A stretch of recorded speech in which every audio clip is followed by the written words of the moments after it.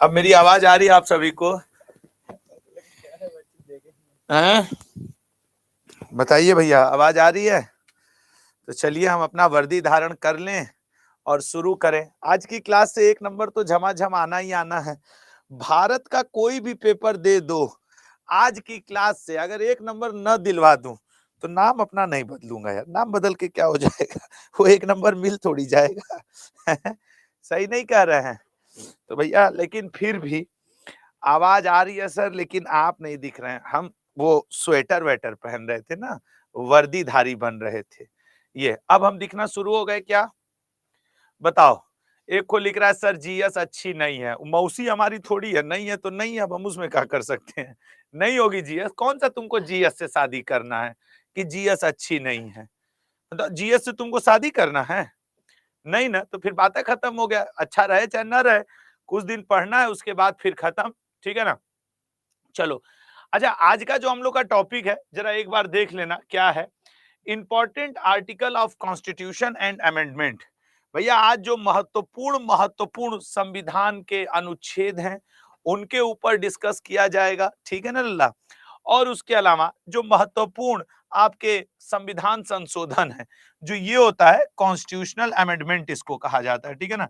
इसको संविधान कहा जाता है लल्ला, और इसको संशोधन कहा जाता है।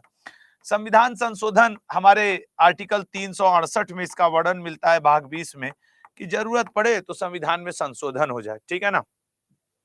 तो चलिए शुरुआत करते हैं आज के, ठीक है ना, इसकी किसके important article and constitutional amendment का। सब लोग तैयार हो? सब लोग तैयार हो आंसर करने के लिए कि हाँ सर एकदम झमाझम? तो बहुत लंबी क्लास नहीं है, लेकिन आनंद के साथ लिया जाएगा। ठीक है ना? आनंद के साथ क्लास को हैंडल किया जाएगा। तो आओ जरा आनंद लेते हुए याद करने की कोशिश करते हुए क्लास को। लेकिन एक बात याद रखना, यहां से लेकर के अगला 50-55 मिनट मैं भरोसा दिलाता हूं कि तुम्हारे एग्जाम के लिए अत्यंत महत्वपूर्ण होगा। ठीक है? अब आइए सबसे पहले हम लोग बात करते हैं आर्टिकल 1 की। संविधान के भाग 1 में राज्य और उसके क्षेत्र का वर्णन है, और ये हमारे संविधान में आर्टिकल 1 से लेके आर्टिकल 4 तक है। तो जो जो जरूरी हैं उनका हम लोग वर्णन करेंगे।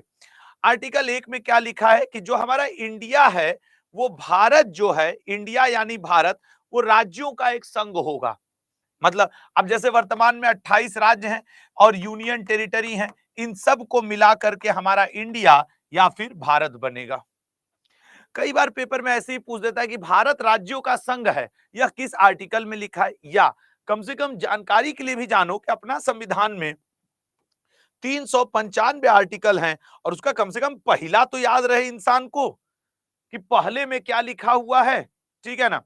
अगला इन देखेंगे, अगला देखेंगे अनुच्छेद 2 नए राज्यों का। देखो आर्टिकल 2 और आर्टिकल 3 में बहुत डिफरेंस है। आर्टिकल 2 और 3 में किशन सर पेड के बाद बात करते हैं 3 बजे। ठीक है ना? तो ये हम लोग आर्टिकल 2 और 3, भारत में किसी नए राज्य का आना या उसकी स्थापना करना अनुच्छेद 2 में है। अंतर समझना, जैसे भारत किसी देश पे हमला कर दे, उसको अपने अंदर मिला ले, तो नए राज्य का प्रवेश हो गया भारत में।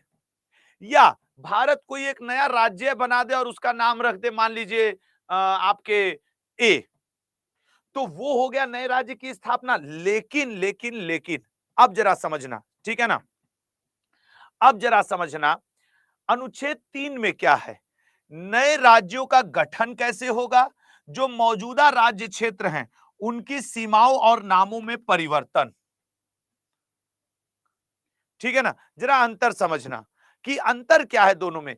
आर्टिकल 2 जहां पे ये कहता है कि नए राज्य भारत अपने अंदर प्रवेश करा सकता है या उनकी स्थापना कर सकता है, वहीं आर्टिकल 3 क्या कहता है? नए राज्यों का गठन कैसे होगा और नए राज्यों के नामों में परिवर्तन, उनकी सीमा में परिवर्तन, ये सब जो है आर्टिकल 3 में है।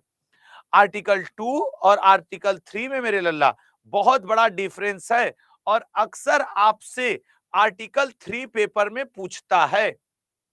क्योंकि अभी हमने कल एक सेशन लिया था जो नाम वाम बदले जाते हैं। अभी देखो पश्चिम बंगाल गवर्नमेंट ने परसों ही ममता बनर्जी जी ने सेंट्रल गवर्नमेंट को एक लेटर लिखा कि आप हमें पश्चिम बंगाल मत कहिए। सेंट्रल गवर्नमेंट को उन्होंने कहा कि आप हमें सिर्फ बंगाल कहिए। तो अब ये किस आर्टिकल के अंतर्गत उन्होंने बोला होगा? उन्होंने ये बोला होगा नामों में परिवर्तन मतलब आर्टिकल 3, ठीक है ना, नामों में परिवर्तन मतलब आर्टिकल 3। तो आर्टिकल 2 और 3 में अंतर समझिएगा। अच्छा, आर्टिकल 5 की अगर बात करें तो संविधान के भाग 2 में आर्टिकल 5 से लेके 11 तक, अनुच्छेद 5 से 11 तक वर्णन मिलता है हमें किसका? नागरिकता का। नागरिकता से अगर मैं आपको ईमानदारी से बताऊं, नागरिकता से, तो वो आपसे ये पूछता है, आर्टिकल 4 इंपॉर्टेंट नहीं है, दीपशिखा मिश्रा जी, भारत के संविधान में अगर वर्तमान में देखोगी तो 445 आर्टिकल हैं, 395 इधर उधर के मान लो जो मेन वाले, और संशोधन होते होते 445 प्लस हैं। आपके एग्जाम पेपर में मुश्किल से 50 आर्टिकल पूछता है, वो 50 यहां मैं कवर कर दूंगा, ठीक है ना। हाँ, नहीं 445 प्लस है, उषा कुशवाहा जी 470 नहीं है अभी, ठीक है ना, जो मान्यता प्राप्त है, जो कानून ने साइन कर दिया राष्ट्रपति ने, वो 445 प्लस है। तो नागरिकता, नागरिकता के बारे में बात करते हैं। नागरिकता के बारे में यह कहा जाता है कि आर्टिकल 5 से 11 तक हमारे देश की संविधान के भाग 2 में नागरिकता का वर्णन है। ये नागरिकता हम लोगों ने कहां से लिया? ब्रिटेन से, सिंगल सिटीजनशिप। कहां से लिया? ब्रिटेन से लिया, जिसमें सिंगल सिटीजनशिप, एकल नागरिकता का वर्णन है।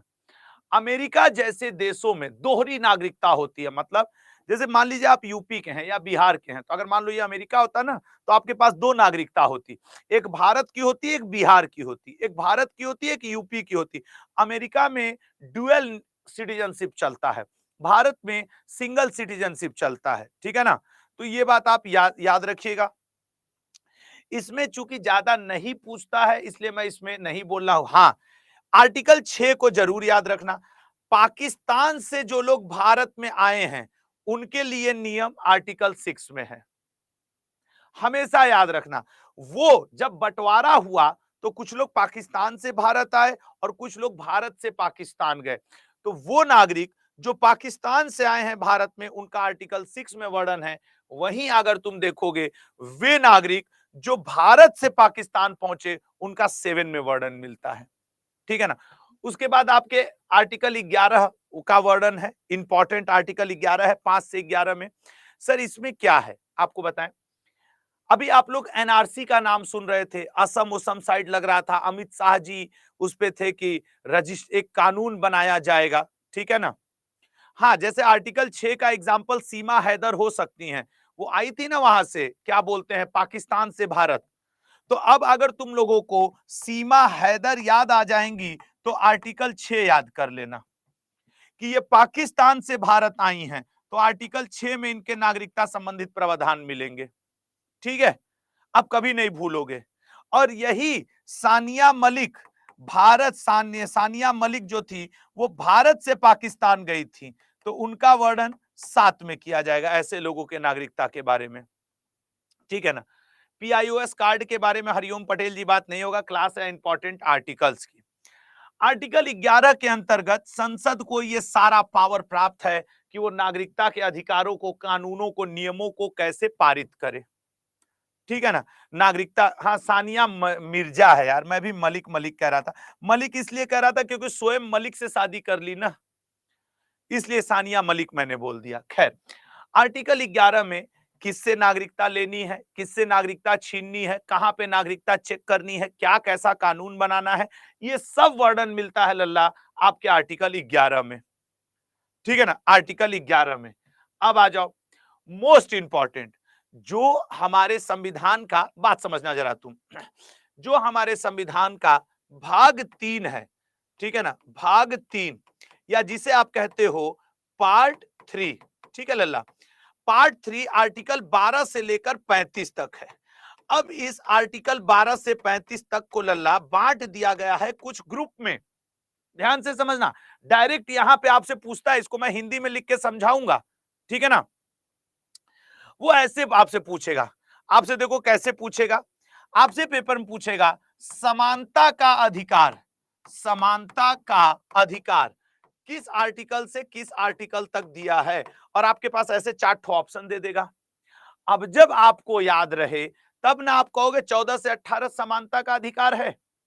वैसे आपको बता दें, संविधान में जो ये भाग 3 है, इसको कॉर्नर स्टोन के नाम से भी जाना जाता है। अगर कभी आपसे पूछे कि संविधान के किस भाग को, किस पार्ट को corner stone of Indian constitution कहा जाता है लल्ला, तो भाग 3 को कहा जाता है। ठीक है ना। उसके अलावा समझो, संविधान के भाग 3 को ही आपसे एक ऐसे एमसीक्यू पूछता है कि Magna Carta of Indian constitution, भारतीय संविधान का मैग्ना कार्टा अरे किसे कहा जाता है, तो 3 को देखो। एक विक्रम नाम का लड़का है, उसके नाम में विनोद भी लगा है, विनोद परेशान हो गए कि सर अंग्रेजी में कहा है, मारेंगे ना एक थप्पड़ तुमको सुधर जाओगे, सब मेरा हिंदी अंग्रेजी में रहता है, एक जगह न लिखो तो सब जहर खिलाने के लिए बैठे रहते हैं कि लो जहर खा लो मास्टर, बड़ा पागल है यारी, पटक देंगे सही हो जाओगे हमारी क्लास में, भाग नालायक कहीं का। अभी मिलते तुम्हारा बाल इसी पर गिरा देते हम जमीन पे, समझ रहे हो, तुरंत नाचने लगते, ओ हो कर लेते। खैर, तो जबकि देखो हिंदी में लिख रहे हैं, हिंदी में लिख रहे हैं, लेकिन नहीं, विनोद मजा लेना था। चलो विनोद मेरे भाई, कोई दोस्त नहीं, कोई होता है, ठीक है ना। तो हमने ये क्या बताया कि संविधान के भाग 3 को ही Magna Carta of Indian constitution कहते हैं, ठीक है ना, इंडियन कॉन्स्टिट्यूशन। तो ये बात याद रखना। अच्छा, आपसे ऐसे ही डायरेक्ट पेपर में पूछेगा कि राइट टू फ्रीडम, स्वतंत्रता का अधिकार, ठीक है ना, स्वतंत्रता का अधिकार किसमें है, तो इसमें है। आपसे पूछेगा एक्सप्लोटेशन मतलब होता है लल्ला शोषण, शोषण के विरुद्ध अधिकार किस किस आर्टिकल में दिया है, 23 और 24 में दिया है।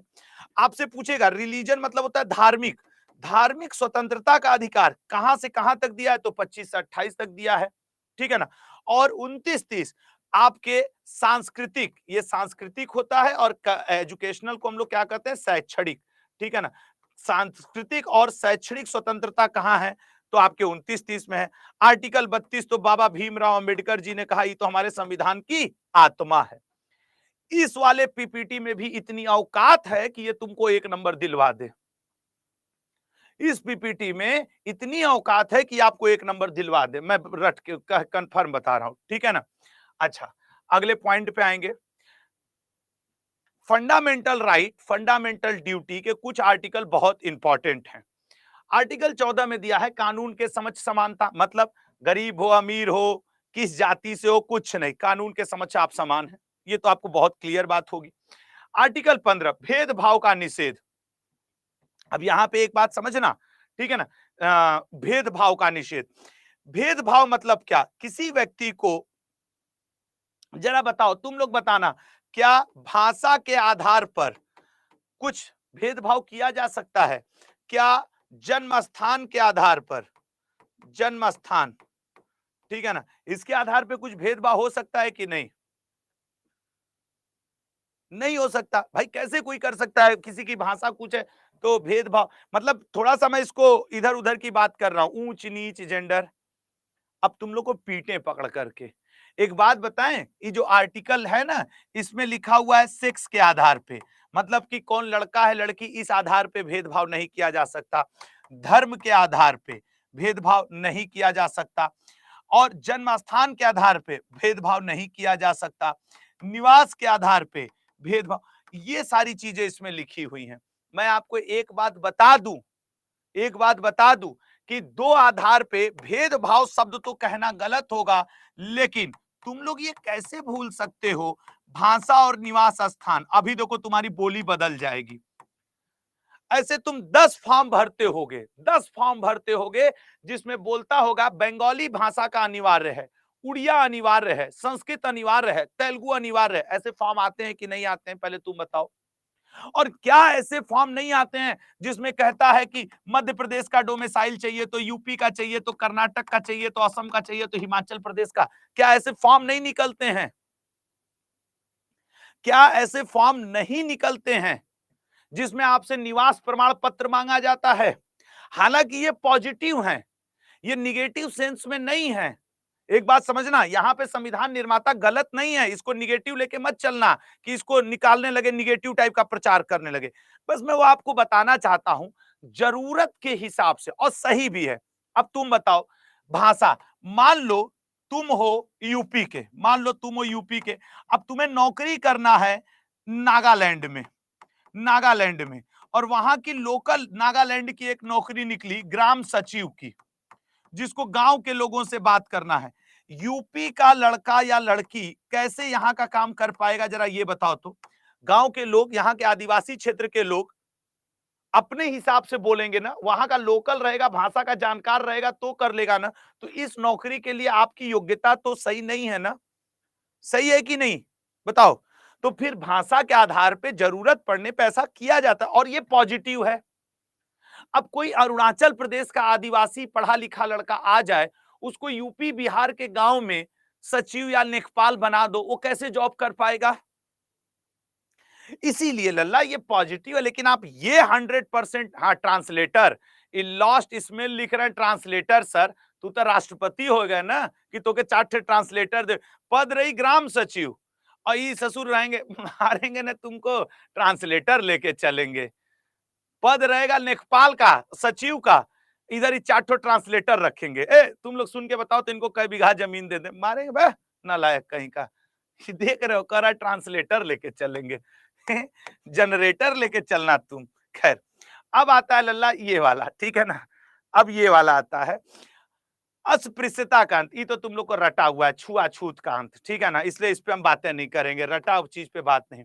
आर्टिकल 18 उपाधियों का अंत। जैसे अंग्रेज किसी को कैसर है हिंद बोले, किसी को बोले कि भैया तुम सर हो, तुम नाइटहुड हो, तुम ये हो, तुम वो हो। तो आजादी के बाद कहा गया कि भैया कोई उपाधि कुछ नहीं अंग्रेजों के समय की। लेकिन एक बात याद रहना, ठीक है ना, लेकिन एक बात याद रहना कि सेना संबंधित और शिक्षा संबंधित कोई भी उपाधि आप जा करके विदेश सरकार से ले सकते हैं, अगर वो आपको दे रही है तो, ठीक है ना, विदेशी सरकार से। बाकी कोई भी उपाधि अगर कोई विदेशी सरकार आपको देना चाहती है तो आपको क्या करना होगा, वो आपको भारत सरकार से परमिशन लेना होगा, ठीक है ना। Article 16 is not so much important, लेकिन आर्टिकल 16 में आरक्षण का वर्णन है। आर्टिकल 16(4) में खास करके आरक्षण का वर्णन। आर्टिकल 18 के बाद आर्टिकल 19, वो अभी आगे आएगा। 19 बहुत जरूरी है। 19 में बेसिकली आपके सारे फंडामेंटल राइट हैं। वो 19A में है बोलने का अधिकार है। 19A से लेके आपके ABCD बोलने का अधिकार, कहीं आने जाने का अधिकार, कहीं बसने का अधिकार, कोई भी व्यापार करने का अधिकार, समझ रहे हो ना। तो ये बात याद रखिएगा। तो ये आर्टिकल 20 और 21 के बारे में अगर बात करें, आर्टिकल 20 भी यहां लिख दे रहा हूं। आर्टिकल 20 और 21, देश में अगर आपातकाल भी लगा हो तो उस समय आप इसको सस्पेंड नहीं कर सकते हो। पूरे संविधान में यदि मुझे कोई कह दे कि ऐसा कोई आर्टिकल आप बताओ आशुतोष सर जिसको लेकर के आप जिंदा रह जाओगे, ये सबसे फेवरेट है आपका, तो आर्टिकल 21। आर्टिकल 21 के बारे में मैं आपको बताऊं। आर्टिकल 21 एक ऐसा आर्टिकल है लल्ला, एक ऐसा आर्टिकल है आर्टिकल 21, ठीक है ना, कि पब्लिक प्लेस पे धूम्रपान नहीं करोगे, स्वच्छ वायु का अधिकार, स्वच्छ जल पीने का अधिकार, स्वच्छ वातावरण का अधिकार, स्वच्छ भोजन निःशुल्क प्राप्त करने का अधिकार, सब आर्टिकल 21 में है। एक व्यक्ति को गरिमापूर्ण जीवन जीने का अधिकार, एक व्यक्ति को विदेश जाने का अधिकार, एक व्यक्ति को निःशुल्क शिक्षा पाने का अधिकार, सब का सब किसमें है, आपके आर्टिकल 21 में है। सबसे इंपॉर्टेंट आर्टिकल, ठीक है ना। तो ये बात याद रखिएगा। आर्टिकल 21 तो इस तरीके का है। 20 वाला आपको 3 प्रकार की, आर्टिकल 20 जो है वो आपको 3 प्रकार की छूट देता है, ठीक है ना। गिरफ्तारी का कारण जानने का अधिकार, 24 घंटे के अंदर जेल मतलब न्यायालय के सामने समक्ष होने का अधिकार, और अपने मनपसंद वकील रखने का अधिकार, ये सब है। वो उतना ज्यादा पूछता नहीं है, इसलिए मैं उस पर चर्चा नहीं कर रहा हूं। मैं उन्हीं आर्टिकल की चर्चा कर रहा हूं जो एग्जाम पॉइंट ऑफ व्यू से बहुत ज्यादा जरूरी है। 23 और 24 दोनों जरूरी हैं। एक्चुअली दोनों आर्टिकल शोषण के विरुद्ध अधिकार हैं, शोषण के विरुद्ध, राइट अगेंस्ट एक्सप्लॉयटेशन, ठीक है ना, शोषण के विरुद्ध अधिकार हैं। लेकिन दोनों में डिफरेंस क्या है, इसमें मानव तस्करी और जबरन श्रम पे अधिकार लगाया गया है रोक, ठीक है ना, कि आप इंसानों की खरीद फरोख्त नहीं करोगे। देख तो लड़कियां चोरी करके, छोटे छोटे बच्चे चोरी करके बेच दिए जा सकते हैं, बेचे जाते हैं, ठीक है ना। तो उनके उसी को, इसको हिंदी में कबूतरबाजी कहा जाता है। एक गायक आपको याद होंगे, दिलेर मेहंदी। दिलेर मेहंदी इसी केस में अभी तक जेल में बंद है। दिलेर मेहंदी, एक उनका गाना बड़ा फेमस था, धन तुड़ुक तुड़ुक धन तुड़ुक तुड़ुक, ऐसे करके गाना गाते थे वो। खैर, आर्टिकल 24, आर्टिकल 24 में ये कह रहा है कि 14 वर्ष से कम उम्र के बच्चों को आप खतरनाक रोजगार में नहीं लगाएंगे, ठीक है ना। ये बात आप याद रखिएगा। ये हुआ। उसके बाद आर्टिकल 25 से लेके 28 तक, एक यहां पे मैं लिख दे रहा हूं, 25 से 28 तक धार्मिक स्वतंत्रता है। इसमें आपके डेप्थ में नहीं जाता है। वो अगर मैक्सिमम पूछता है तो इसको ग्रुप में ही पूछता है, रिलीजियस फ्रीडम। ये आपके 25 से 28 तक है। 29 और 30 की अगर बात करें, आपको बताएं, आर्टिकल 29, ठीक है ना, मैं आपको बताऊं, आर्टिकल 29 और 30 ये दोनों ही माइनॉरिटी कम्युनिटी के लिए हैं, मतलब अल्पसंख्यक समुदाय से संबंधित है।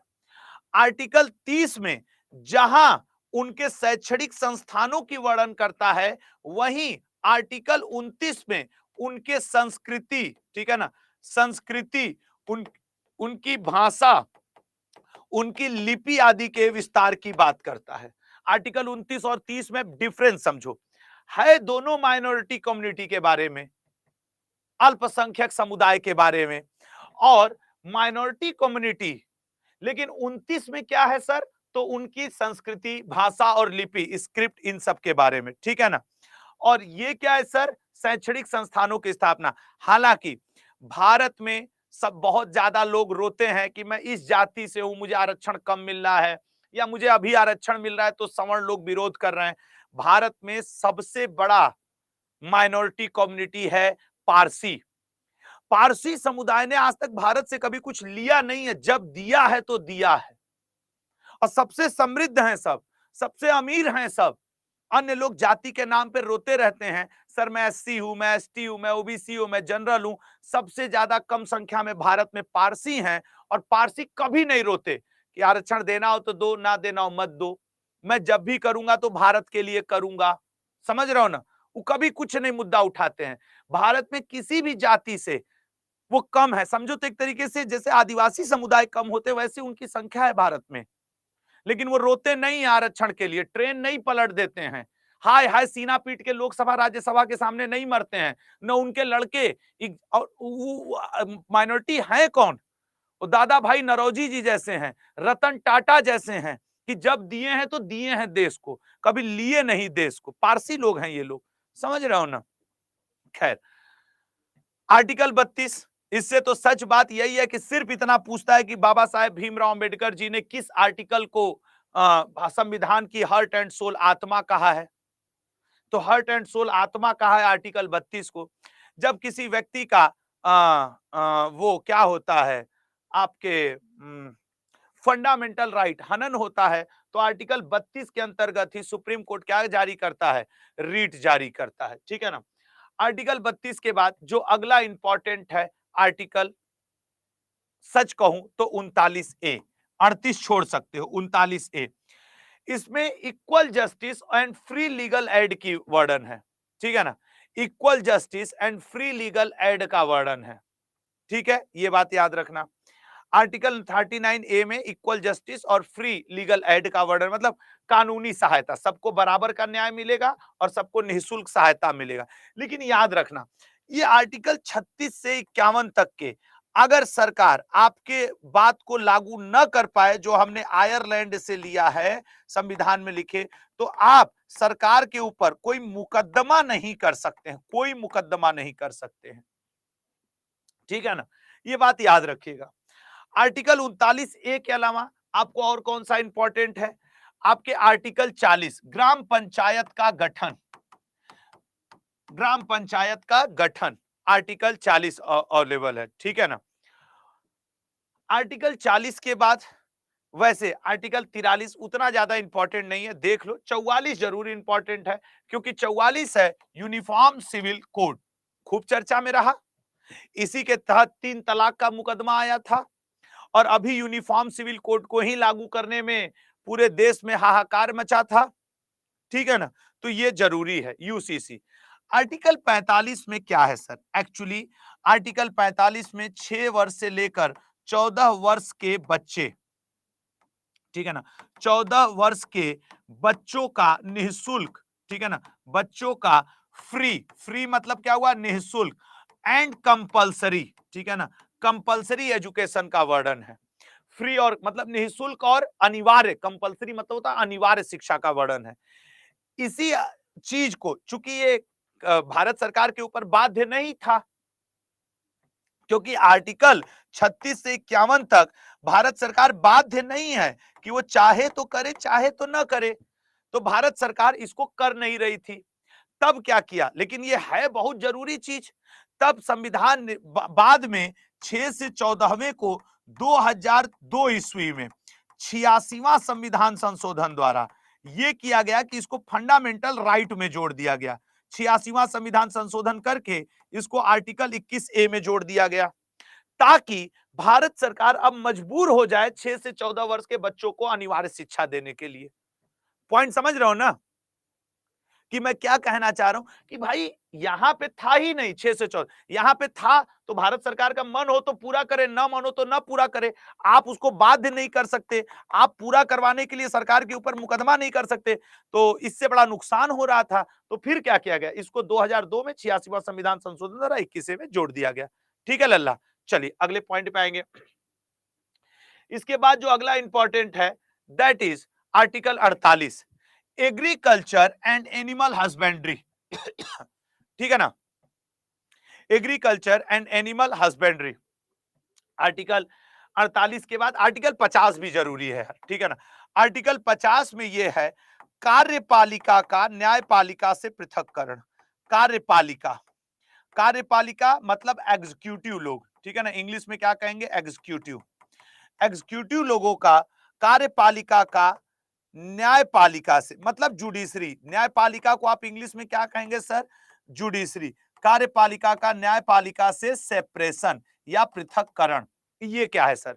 जैसे देखो, कार्यपालिका मतलब आपके आईएएस, पीसीएस, पुलिस, नेता, संसद, लोकसभा, राज्यसभा, विधानसभा, विधान परिषद वो कानून बनावे, और अगर कानून टूटेगा तो उसे न्यायपालिका लागू कराएगी। इन दोनों का काम अलग अलग है, ये आर्टिकल 50 में लिखा है। कुसुम कुमारी बेटा आप पूछ दियो तो मैं बता दे रहा हूं, आर्टिकल 49। आर्टिकल 49 में है किसी भी वस्तु या स्थान को राष्ट्रीय महत्व का घोषित करना, नेशनल वैल्यू, राष्ट्रीय महत्व का घोषित करना आर्टिकल 49 में है। लेकिन देखो जो एग्जाम में ज्यादा आए हैं मैं वो बता रहा हूं, मैं सारे बताऊं तो 400-450 आर्टिकल पढ़ाना होगा, ठीक है ना, और उतना तुम्हारे पेपर में नहीं आता है, उतना सुप्रीम कोर्ट के किसी राइटर जज को नहीं याद रहता है। मुकदमे से पहले खुद लगते हैं संविधान पलटने, ठीक है ना। चलिए ठीक है आरोही जी, हम ध्यान देंगे। आर्टिकल 51A फंडामेंटल ड्यूटी है, ये हम लोगों ने सरदार स्वर्ण सिंह समिति की अनुशंसा पे ली थी, और वर्तमान में आर्टिकल ये जो है आपके क्या कहा जाता है, आर्टिकल 51 में मौलिक कर्तव्यों की संख्या कितनी है सर? 11 है, ठीक है ना, मौलिक कर्तव्य 11 है, और जो 11वां कर्तव्य है सर वो 6 वर्ष से 14 वर्ष के बच्चों के लिए फ्री एंड कंपल्सरी एजुकेशन है। 51 हाँ 51A हो गया। अब आर्टिकल 52 में भारत के राष्ट्रपति का वर्णन है, रटा हुआ है। राष्ट्रपति का चुनाव आर्टिकल 54 में दिया है। उसके अलावा देखिए आर्टिकल 61 राष्ट्रपति पर महाभियोग। आप चाहें, हाँ ऋषि गेमिंग जी वो 2-3 जगह वर्णन है, आप चाहें तो ये लोकसभा से शुरू करें महाभियोग, चाहे आप राज्यसभा से शुरू करें, और राष्ट्रपति को 14 दिन पहले बस इसकी सूचना दे दीजिए, और फिर आप अगर ये 2/3 बहुमत से 1/4 लोग साइन करेंगे तब जाकर के महाभियोग की प्रक्रिया शुरू होगी। 2/3 लोग जब साइन कर देंगे तब जाकर के राष्ट्रपति का पद खाली माना जाएगा। देखो ये शक्ति रे और कौन कौन है ये पूछ रहे हैं सर, जब 45 में एजुकेशन था तो फिर फंडामेंटल में क्यों ऐड किया गया? ये हम समझा रहे थे तो तुम नींद में हो गई थी क्या? हम क्या समझा रहे थे कि आर्टिकल 45 के अंतर्गत वो था तो वो सरकार के ऊपर बाध्य नहीं था, सरकार चाहती तो फ्री में एजुकेशन देती, सरकार चाहती तो ना देती, लेकिन संविधान निर्माता जो बाद के लोग हमारे हुए उनको लगा कि नहीं यार, ये वाला पॉइंट बहुत जरूरी है, इसको फंडामेंटल राइट में जोड़ो, तो वो ले जाकर के फंडामेंटल राइट में जोड़ दिए। ठीक है ना। अरे पागल टाइप का, पढ़ती नहीं है सब ध्यान से, खाली टाइप करना आ रहा है, भक पागल। अनुच्छेद 63 भारत के उपराष्ट्रपति का वर्णन है। ठीक है ना। वैसे आर्टिकल 59, आर्टिकल 60 भी याद रखना। राष्ट्रपति के पद की शर्त आर्टिकल 59 में है और राष्ट्रपति के पद का शपथ आर्टिकल 60 में है। ठीक है ना। आर्टिकल 60 में है। अब एक को पूछ रहा है लल्लन कुमार सिंह 53 में क्या है, पागल ना समझो हमको, 53 में क्या है, हाई में क्या है, हाउ में क्या है, जो इंपॉर्टेंट है वो पढ़ा रहा हूं, गला फाड़ फाड़ के बोल रहा हूं। अरे पागल 450 आर्टिकल हैं, तुम्हारे जमुआ में 100 से ज्यादा नहीं आता है, वो पढ़ा लेने दो। लेकिन वो करा लाइन से पढ़ा में 450 आर्टिकल, पागल हो गए हो क्या तुम। हट, कमेंट बंद कर दे रहे हैं हम, कमेंट ही बंद कर दे रहे हैं। ठीक है ना। हाँ, कमेंट जब तक नहीं बंद करेंगे तो पगलाए ही रहेंगे। यहां सिर्फ जरूरी आर्टिकल्स की बात की जाती है। ठीक है। जैसे आर्टिकल 54 में राष्ट्रपति के चुनाव का जिक्र है, 66 में उपराष्ट्रपति। ये वो है ना जो एग्जाम में पूछे हैं, बात समझो। ठीक है ना। उसके बाद अनुच्छेद 72 में राष्ट्रपति की क्षमादान की शक्तियां हैं, पार्डन पावर है।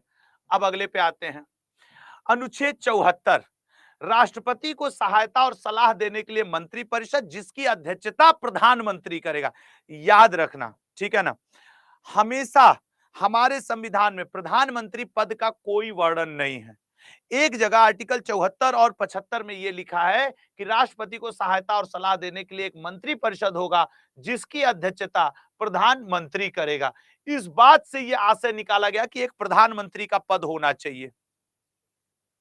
ठीक है ना, एक प्रधानमंत्री का पद होना चाहिए। अगला अनुच्छेद 76, attorney general of India, Bharat का प्रथम विधिक अधिकारी, first CJI, first law authority of India. ठीक है ना। आर्टिकल 79 में संसद का, इसको तो आप लोग ऐसे रटे होंगे, सरला, संसद 79 में, राज्यसभा 80 में और लोकसभा 81 में। यही इसको रटे हो ना, सरला। संसद का कंपोजिशन आर्टिकल 79 में, राज्यसभा का आर्टिकल 80 में और लोकसभा का आर्टिकल 81 में। 79, 80, 81, खत्म हुआ बात। आर्टिकल 93, आर्टिकल 93 में लोकसभा अध्यक्ष, ठीक है ना, स्पीकर मतलब लोकसभा अध्यक्ष और उपाध्यक्ष, लोकसभा अध्यक्ष का वर्णन मिलता है और उपाध्यक्ष। यहां से तुमको भी कुछ नहीं करना, बस रट जाना है ये कि किस आर्टिकल में क्या है। ठीक है ना। आपको आज के क्लास से रटना है सारे इंपॉर्टेंट आर्टिकल। ठीक है। उसके बाद आपके अनुच्छेद 110 धन विधेयक, मनी बिल। अनुच्छेद 112 एनुअल फाइनेंशियल स्टेटमेंट। ठीक है ना। एनुअल फाइनेंशियल स्टेटमेंट शब्द है यहां पे। ठीक है ना। स्टेटमेंट, हमारे संविधान में कहीं भी बजट शब्द का उल्लेख नहीं है, उसकी जगह जो शब्द का उल्लेख मिलता है वो है एनुअल फाइनेंशियल स्टेटमेंट। ठीक है ना। पूजा गणेश वासुदेव मावलंकर जी थे प्रथम लोकसभा अध्यक्ष। ठीक है ना। अनुच्छेद 123 राष्ट्रपति, जब लोकसभा राज्यसभा नहीं चलती उस समय राष्ट्रपति क्या जारी करते हैं, अध्यादेश जारी करते हैं, ऑर्डिनेंस जारी करते हैं और वो संविधान के नियमानुसार ही होता है। यह है आर्टिकल 123 में। अगला आर्टिकल 124, एक लोग हमसे कब से पूछ रहे थे sir chief justice of India, chief justice of India.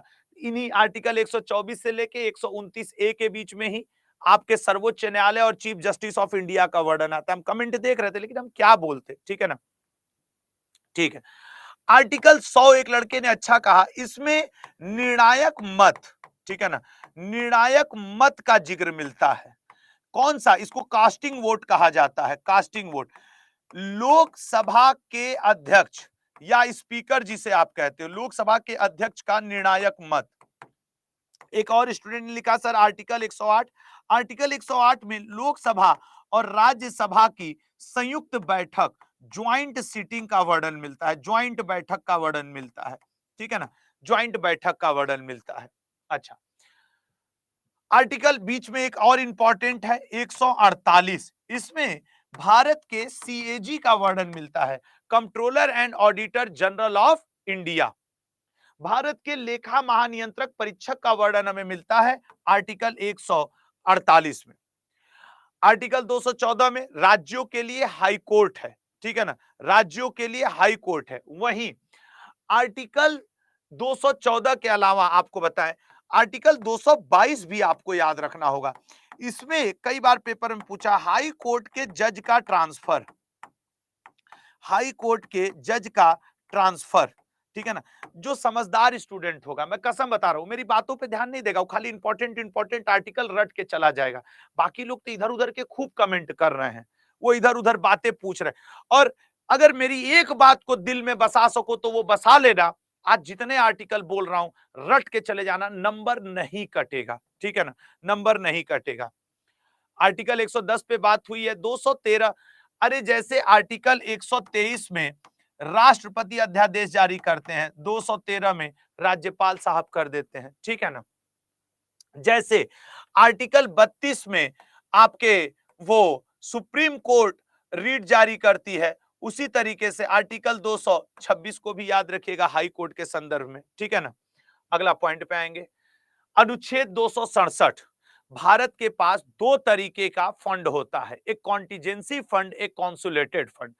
तो आर्टिकल 266 में आपके संचित निधि, कॉन्सुलेटेड फंड का वर्णन है, संचित निधि। और 267 में कॉन्टिजेंसी या आकस्मिकता धन का वर्णन है। ये आपको रटना है।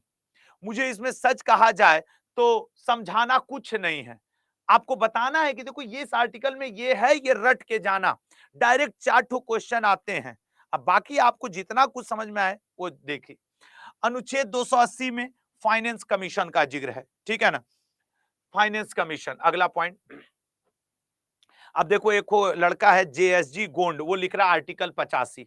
मैं फिर वही बात कह रहा हूं, ऐसे सब लोग लिखते रहोगे तो 450 आर्टिकल, 45 तो कम से कम लिख ही दोगे बताने के लिए, ठीक है ना। तो यहां मुझे तुम्हारे हिसाब से नहीं पढ़ाना है लल्ला, अपने हिसाब से पढ़ाना है, पढ़ाने दो और याद करके जाना, देखना तुमको लाभ मिलेगा। बाकी तो ठीक है, लिखने को 1000 लड़के हो, सारे आर्टिकल लिख दो, मैं बोलता रहूं, दिन बीत जाए, मिले कुछ ना, ठीक है ना, तो बोलने दो। अनुच्छेद 312, 312 से लेकर 315 तक राज्यसभा के पास पूरा अधिकार है और ये लोक सेवा आयोग के बारे में है। आर्टिकल 324 में इलेक्शन कमीशन, चुनाव आयोग का जिक्र है, जो आपके भाग 15 में है। कभी कभी इसका भाग पूछ देता है, भाग 15 में इसका वर्णन मिलता है। नेक्स्ट देखेंगे आर्टिकल 338 और 338 से मोस्ट इंपॉर्टेंट, ठीक है ना, मोस्ट इंपॉर्टेंट। एससी के लिए राष्ट्रीय आयोग, मतलब शेड्यूल्ड कास्ट, अनुसूचित जाति के लिए, और यहां पे एसटी के लिए, एसटी ये आपके जनजाति के लिए राष्ट्रीय आयोग, ठीक है ना, जनजाति के लिए। एससी एसटी वाला जरूर आपसे पूछता है, ठीक है ना, एससी एसटी वाला जरूर आपसे पूछता है। 338, 338 से 338 बी ओबीसी वर्ग के लिए राष्ट्रीय आयोग, रट के चले जाना, 338, 338 से 338 बी मिल जाएगा, ठीक है ना। 343 पे संघ की आधिकारिक भाषाएं, जो हमारी 22 भाषाएं हैं उनके बारे में वर्णन है। 352 में ये तो तीनों रटा होगा, ठीक है ना, ये तो तीन को देखो। अब एक को है फील द म्यूजिक, वो कह रहा है संयुक्त बैठक की अध्यक्षता कौन करेगा, पप्पू की चाची करेंगी, जाओ करवा लो, पढ़ाओ कुछ, पूछेंगे सब कुछ हो, पप्पू की चाची करती है, मिलवा दे तुमको, एक कप चाय पिलाओगे उनको। अच्छा चलो मैं बोल भी दिया कि 108 में संयुक्त अधिवेशन आता है, लोकसभा राज्यसभा एक साथ बैठता है, इसकी अधिवेशन की अध्यक्षता स्पीकर करता है। मेरी बात समझना, आप में से कुछ लोग ये सोच सकते हैं यार वो स्टूडेंट क्वेश्चन ही तो पूछ रहा है, सर को क्या जा रहा है, लेकिन मुद्दा जरा मेरा समझना लल्ला, जिस दिन तुम टीचर हो जाओगे ना, टॉपिक चलेगा कुछ, आगे रहोगे कोई पूछेगा कुछ, उस दिन तुमको समझ में आएगा कि आपको लिमिटेड कोर्स कैसे पढ़ाना है। समझ रहे हो ना, मैं इसको बताने से पीछे नहीं हट रहा हूं। मान लो तुम बायोलॉजी पढ़ा रहे हो, तुम प्लांट के बारे में पढ़ा रहे हो, बायोलॉजी में तो एनिमल भी आएंगे ना, वो कुत्ता के बारे में पूछ रहा है, क्या करोगे बतौर इंसान, तुम खुद से सोचना। और जब तुम एक ही काम रोज कर रहे हो, रोज कर रहे हो, तो ठीक है ना। नहीं, कई लड़के ना सोचने लगते हैं, अरे बेचारा पढ़ाई का पूछा है, अरे तो ये भी बेचारा तो पढ़ाई का जो अभी बता रहे उसको तो पहले सुन लो। अब देखो एक लोग लिख रहे हैं, सर मेरा मन पढ़ाई में नहीं लगता, अब उनसे हम बतिया में ये हुआ, अगले पे आओ। ठीक है ना। प्रमुख संविधान संशोधन, ठीक है ना, प्रमुख संविधान संशोधन। अब जिसको नंबर लेना होगा वो यहां ध्यान देगा, जिसको ज्ञान देना होगा वो हमको देते रहना, ठीक है ना। फंड में, ठीक है, चलिए आइए। कॉन्स्टिट्यूशनल अमेंडमेंट, इसको इंग्लिश में क्या बोलेंगे? कॉन्स्टिट्यूशनल अमेंडमेंट, संविधान संशोधन, ठीक है ना, इसको बोलेंगे कॉन्स्टिट्यूशनल अमेंडमेंट, ठीक है ना, ये है अमेंडमेंट, ठीक है ना, कॉन्स्टिट्यूशनल अमेंडमेंट ये है, संविधान संशोधन। आइए, सबसे पहले तो पहला संविधान संशोधन आपसे यह पूछता है कि हमारे संविधान में पहला संविधान संशोधन कब हुआ। हमारे जो ओरिजिनल कॉन्स्टिट्यूशन में थी उसमें 8 ही शेड्यूल थे या अनुसूचियां थी, लेकिन पहले संविधान संशोधन के द्वारा 9वीं अनुसूची जोड़ी गई। 9 schedule was added, 9 schedule was added, और 9वीं अनुसूची के द्वारा। सबसे महत्वपूर्ण ये दिल्ली एनसीआर क्षेत्र के बारे में था, जुडिशियल रिव्यू के बारे में। अगला है आपका 7वां संविधान संशोधन। 7वें संविधान संशोधन पे भाषाई आधार पे, ठीक है ना, भाषाई आधार पे राज्यों का पुनर्गठन किया गया। राज्यों का वर्गीकरण ABC खत्म करके 14 राज्य और 6 केंद्र शासित प्रदेश बने थे, जो कि आपके 1956 में हुआ था। मोस्ट इंपॉर्टेंट सेक्शन चल रहा है, याद रखना लल्ला, मोस्ट इंपॉर्टेंट सेक्शन। 7वां के बाद जो अगला इंपॉर्टेंट है लल्ला वो 10वां। 10वें के द्वारा दादर नगर और हवेली को भारतीय संघ में जोड़ा गया।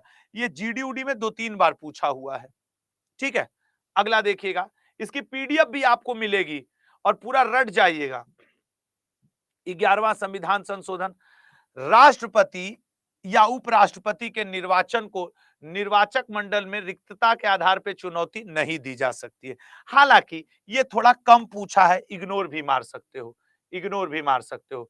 7वां 12वां, गोवा दमन दीव भारतीय संघ में शामिल, ठीक है ना, गोवा और दमन दीव भारतीय संघ में शामिल हुए 12वां के द्वारा, ये भी उतना ज्यादा इंपॉर्टेंट नहीं है। 21वां के द्वारा सिंधी भाषा को हमारे 8वें शेड्यूल में जोड़ा गया, तब हमारे पास 14 भाषाएं मूल संविधान में थी, सिंधी जोड़ने के बाद 15 भाषाएं हो गई थी, ठीक है ना, सिंधी जोड़ने के बाद 15 भाषाएं हो गई थी। नेक्स्ट देखेंगे, नेक्स्ट क्या है सर? 24वां, संसद के संविधान के किसी भी हिस्से में संशोधन कर सकती है, ठीक है ना, संसद संविधान के किसी भी हिस्से में संशोधन कर सकती है, 24वां है। ये भी बहुत ज्यादा नहीं पूछता, ये जानकारी के लिए है। लोकसभा सीटों की संख्या 525 से बढ़ाकर 545। एक्चुअली जो ओरिजिनल, ठीक है ना, जो ओरिजिनल संविधान में 500 सीट का ही वर्णन था, फिर 7वें संविधान संशोधन के द्वारा इसको 525 किया गया था, और फिर 31वें के द्वारा 525 से 545 कर दिया गया। फिर इसमें गोवा और दमन दीव जब मिले तो 552 हुआ, ठीक है ना। तो एक्चुअली 7वां संविधान संशोधन और 31वां संविधान संशोधन लोकसभा राज्यसभा के क्या आपके सीटों को बढ़ाने से मेनली संबंधित है, ठीक है ना, सीटों को बढ़ाने से। नेक्स्ट देखिएगा 35वां, कई बार ये पूछता, 35 और 36 बहुत इंपॉर्टेंट है। 35 और 36 में एक बात का अंतर समझना, 35वें संविधान संशोधन से सिक्किम को संरक्षित राज्य का भारत के दर्जा दिया गया, 35वें से, ठीक है ना, और 36वें संविधान संशोधन से सिक्किम को भारत का 22वां राज्य बना लिया गया। अंतर है, देखो 35वां से सिक्किम को कहा गया कि आप हमारे भारत के एक रिजर्व राज्य हैं, संरक्षित राज्य हैं सिक्किम भाई साहब आप, और 36वें से कहा गया नहीं नहीं नहीं नहीं नहीं नहीं, आप संरक्षित नहीं है, आप तो टोटल राज्य हैं, ठीक है ना। अगला पॉइंट आएंगे, अब 42वां संविधान भाई इसके द्वारा तो 36 चीजें हुई हैं, इसको तो मिनी कॉन्स्टिट्यूशन ही कहा जाता है अपने संविधान का, ठीक है ना। इसको तो 42वें संविधान संशोधन को मिनी संविधान, ठीक है ना, या मिनी कॉन्स्टिट्यूशन कहा जाता है इसको अपने, ठीक है, 36वें को। अगले पॉइंट, हाँ भैया उसको सुधार लेना, वो 1975 कर लेना, ठीक है ना। ठीक है, चलो अगले पॉइंट पे आते हैं, देखते हैं 42वें के बाद। नेक्स्ट 44वां संविधान संशोधन। इसमें जो मेन काम किया गया था, जो आपके पेपर में आता है, जो ऑब्जर्व किया जाता है, आंतरिक अशांति के स्थान पर सैन्य विद्रोह आधार रखा गया था, इमरजेंसी। इंदिरा गांधी जी ने लगा दिया था इमरजेंसी। तो उसके बाद जब जनता पार्टी की सरकार 1977 में बनी, तो उसने कहा कि भाई इंटरनल डिस्टरबेंस नहीं, सैन्य विद्रोह के आधार पे कुछ चीजें इमरजेंसी लगाई जा सकती हैं। 44 के बाद 52वां संविधान संशोधन, दल बदल का कानून या क्रॉसिंग द फ्लोर। आप एक पार्टी से चुनाव जीतते हैं, दूसरे पार्टी में चले जाते हैं, उसमें कुछ कंडीशंस रख करके कहा गया कि आपकी सदस्यता तक रद्द की जा सकती है, ठीक है ना। तो ये कई बार पूछता है कि दल बदल का कानून किस संविधान संशोधन में, किस वर्ष हुआ था, ये बहुत इंपॉर्टेंट है। 52वां। 61वां संविधान संशोधन क्या है सर? पहले 18 वर्ष की आयु में वोट दिया जाता था, उसको घटा 21 वर्ष में उसको घटा करके 18 वर्ष अब वोट देने की आयु है। तो ये है आपके किसमें, 1989 में। तो 52वां और 61वां खूब आपके एग्जाम में पूछता है, तो थोड़ा सा इसको आप ध्यान रखेंगे कि 52वां और 61वां है क्या, और नंबर पाने की कोशिश करेंगे, ठीक है ना, नंबर पाने की कोशिश करेंगे, ठीक है। अगले पॉइंट पे आएंगे। अगला इंपॉर्टेंट है, ये 69वां, दिल्ली को एनसीआर राष्ट्रीय राजधानी क्षेत्र घोषित किया गया था, ठीक है ना, राष्ट्रीय राजधानी क्षेत्र, और इसके बारे में है, उतना ज्यादा नहीं पूछता। 73वां ग्राम पंचायत के बारे में है, वो पंचायती राज, और 74वां जो है नगर निगम के बारे में है।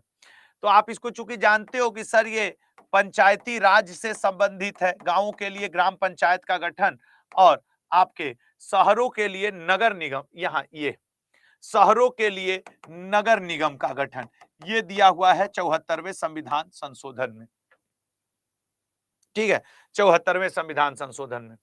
उसके बाद जो अगला इंपॉर्टेंट बनता है वो आपका 84वां, लोकसभा और राज्यसभा में सीटों के पुनर्निर्धारण पे 25 वर्ष के लिए रोक, ठीक है ना, कि 2026 तक अब यही सीटें रहेंगी लोकसभा राज्यसभा में, इतने ही पे चुनाव होगा। 86वां मोस्ट इंपॉर्टेंट, कि 6 वर्ष से लेके 14, यही हम लोग पढ़ा रहे थे कि आर्टिकल 45 में दिया हुआ था, लेकिन सरकार उसको मानने न मानने दोनों के लिए फ्री थी, तो इसको अब फंडामेंटल राइट में जोड़ दिया गया, ठीक है ना, फंडामेंटल राइट में। तो ये मोस्ट इंपॉर्टेंट है 86वां। उसके बाद इंपॉर्टेंट है आपके 91वां, ये उतना ज्यादा इंपॉर्टेंट नहीं है, ठीक है ना, लेकिन फिर भी एक बार जान लो कि लोकसभा के कुल सदस्य संख्या के 15 प्रतिशत से अधिक मंत्री परिषद नहीं हो सकता। तो जैसे 36 तो मंत्री बनते ना, ये वाले मंत्री, वो वाले मंत्री। तो 91वां संविधान संशोधन करके ये कहा गया कि जितनी लोकसभा की सदस्य संख्या होगी, टोटल उसके 15% से ज्यादा आप मंत्री परिषद नहीं बना सकते हो, ठीक है ना। नहीं, सबको खुश करने के लिए मंत्री बनाते रहो, मंत्री पद देते रहो, वो हो जाएगा। अगला पॉइंट पे आएंगे, 92वां, ये 4 भाषाएं जोड़ करके आपके 22 भाषाओं का जिक्र किया गया, ठीक है ना। सहकारी समिति बनाने का अधिकार 97वां, ये इंपॉर्टेंट है, ठीक है ना, इसके द्वारा संविधान के भाग 9B 9 ख जोड़ा गया है। उसके बाद आपके आएगा 100वां, भारत और बांग्लादेश के बीच में लैंड बाउंड्री एग्रीमेंट है 100वां, छोटे छोटे में समझोगे। 101वां जीएसटी से रिलेटेड है। देखो, जब पूरी लाइन पढ़ते हो एक बार पढ़ लो, लेकिन इसको शॉर्टकट में याद रखने के लिए कि 100वां संविधान संशोधन भारत बांग्लादेश के बीच में भूमि से रिलेटेड है, 101वां जीएसटी से। और अगर आप देखेंगे तो 102वां 103वां, ये देखो 102वां एनसीबीसी, नेशनल जो पिछड़ा वर्ग आयोग है, national commission for backward class, national commission for backward class, उससे रिलेटेड है, ठीक है ना। और उसके अलावा आपके 87 में बना था गोवा, धीरज कुमार पांडे जी, ठीक है ना। अगला पॉइंट, 102वां किससे संबंधित है, तो वो एनसीबीसी से। और उसके अलावा 103वां किससे संबंधित है, तो सर ईडब्ल्यूएस, जो अदर बैकवर्ड, जो इकोनॉमिकली वीकर सेक्शन है, उसको आरक्षण देने का इसमें प्रावधान किया गया, ठीक है ना। वो याद रखने में तुमको मजा आएगा कि सर 100वां क्या है, वो है सर इंडिया बांग्लादेश के बीच में लैंड बाउंड्री एग्रीमेंट। 101वां क्या है सर, जीएसटी से रिलेटेड है सर। 102वां क्या है sir, national commission for backward class, इसके लिए आयोग बनाने का है। 103वां क्या है सर, ईडब्ल्यूएस वर्ग को 10% आरक्षण देने से रिलेटेड है। तो आपके याद रखने में ये इजी हुआ, और ये चूंकि लेटेस्ट हैं तो ये ज्यादा आते हैं पेपर में, इसलिए मैं ऐसा कह रहा हूं, ठीक है ना, इसलिए मैं ऐसा कह रहा हूं, ठीक है। अगले पॉइंट पे आएंगे। 103वां तो हम लोग पढ़ लिए। 104वां, 104वां एससी एसटी के लिए आरक्षण की अवधि को 10 साल से बढ़ा करके 25 जनवरी 2020 तक थी, उसको और बढ़ा दिया गया है, ठीक है ना। और एंग्लो इंडियन की जो सीटें थी उनके आरक्षण को समाप्त कर दिया गया है। जैसे नहीं, राष्ट्रपति 2 एंग्लो इंडियंस को लोकसभा और राज्यसभा विधानसभाओं में मनोनीत करते थे, तो 104वां संविधान संशोधन करके वो चीज समाप्त कर दिया गया है, ठीक है ना, ठीक है ना। अगला पॉइंट है आपके, अब लास्ट है ये 105वां, ठीक है, 105वां संविधान संशोधन। इसका उद्देश्य मराठा जो आरक्षण पे हुआ था उसको समाप्त करके राज्य की अपनी ओबीसी सूची बनाने की शक्ति को बहाल करना। हालांकि ये पूछ नहीं रहा है तो फिर कोई मतलब भी नहीं है, ठीक है ना, कोई मतलब भी नहीं है इसके ऊपर कि इसके लिए हम लोग कुछ जाने या समझे। अब एक बात समझना, अमेंडमेंट और आज का जो लेक्चर है, ऐसा था नहीं कि मैं बाबर अकबर समझाऊं या मैं पॉलिटी की कोई स्टोरी बताऊं, उनमें मन लगता है।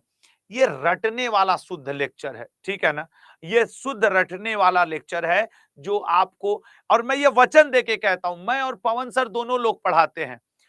हो सकता है कि पवन सर के किसी दिन के लेक्चर से, मेरे किसी दिन के लेक्चर से आपको 1-2 नंबर ना मिले, लेकिन ये असंभव है लगभग कि आज के लेक्चर से आपको 1 नंबर ना मिले, क्योंकि इस टॉपिक की वैल्यू को मैं अच्छे से समझता हूं, संविधान संशोधन और ये।